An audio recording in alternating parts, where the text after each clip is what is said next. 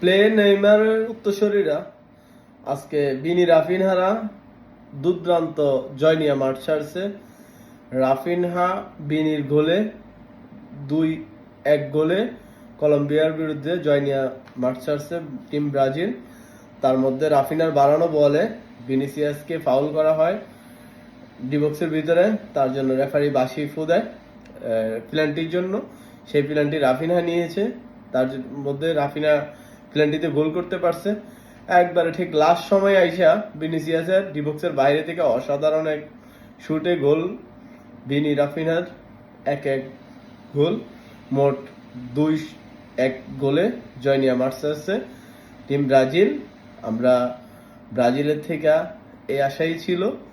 যাই হোক, আমরা অনেক খুশি। একটা দল ভোরবেলা থেকে অপেক্ষা করতেছিল ব্রাজিলের পথে পথে দেখার জন্য, সেটা ভাগ্য হয় নাই।